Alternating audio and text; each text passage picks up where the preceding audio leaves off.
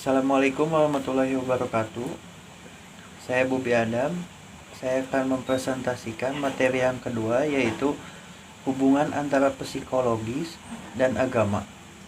Manusia adalah makhluk yang berpikir, merasa, berkehendak, sehingga semua yang perilakunya mencerminkan apa yang dipikirkannya, dirasakan, dan dikehendakinya. Manusia juga makhluk yang bisa menjadi objek dan subjek. Artinya, ia dapat menghayati keagamaan dirinya dan bisa meneliti keagamaan orang lain. Disinilah tampak bahwa agama dan secara psikologis itu berbeda-beda, karena memang agama menimbulkan makna yang berbeda-beda pada setiap individu. Bagi sebagian orang, agama itu ritual ibadah seperti sholat, puasa. Sementara untuk agama lain, pengabdian kepada sesama, bahkan sesama makhluk hidup. Bagi seorang agama yang lain, yaitu pengorbanan untuk suatu keyakinan, berlatih mati sebelum mati, atau mencari mati demi keyakinan. Disinilah manusia berhadapan dengan persoalan yang pelik atau rumit, yaitu bagaimana menerangkan agama dengan pendekatan ilmu pengetahuan, karena wilayah ilmu berbeda dengan wilayah agama.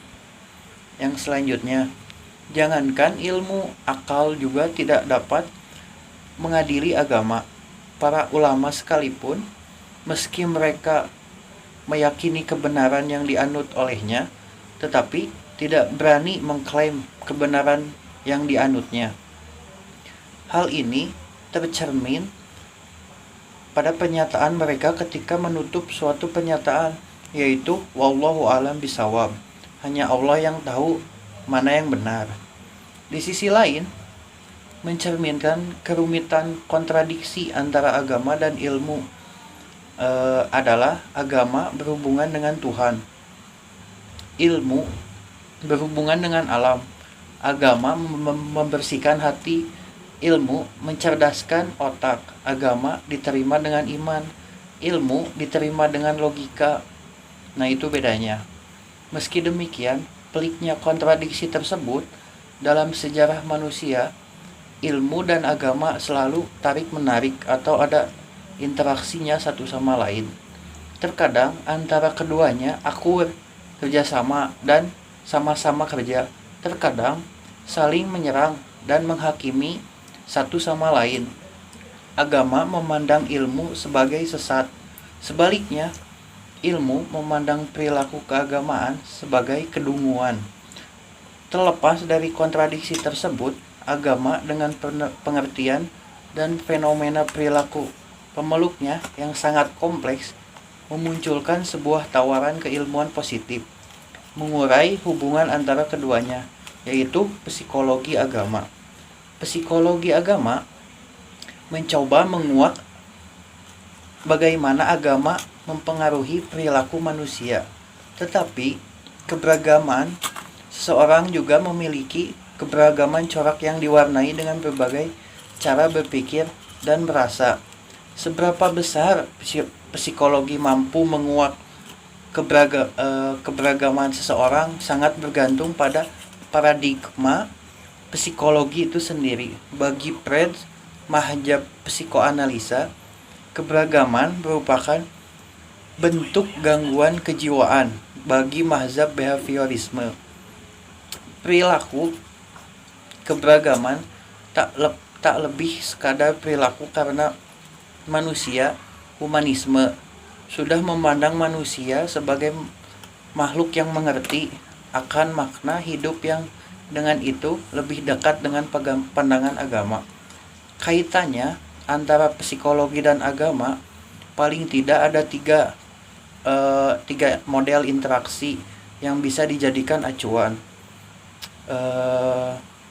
yaitu pertama, kritis evaluatis, teori-teori psikologi yang dikaji secara kritis. Apakah tidak bertentangan dengan keyakinan agamanya. Jadi, psikologi diletakkan di bawah mikroskop agama. Kedua, konstruktif.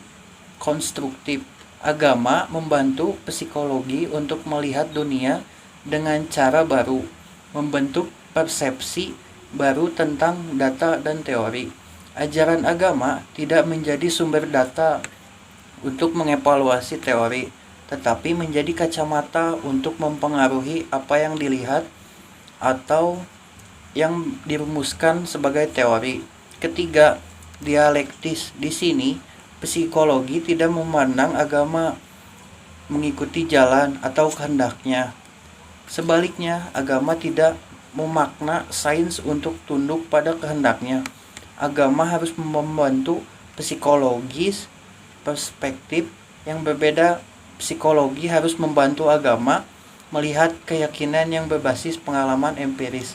Nah, seperti itu penjelasan dari hubungan antara agama dan psikologis. Terima kasih.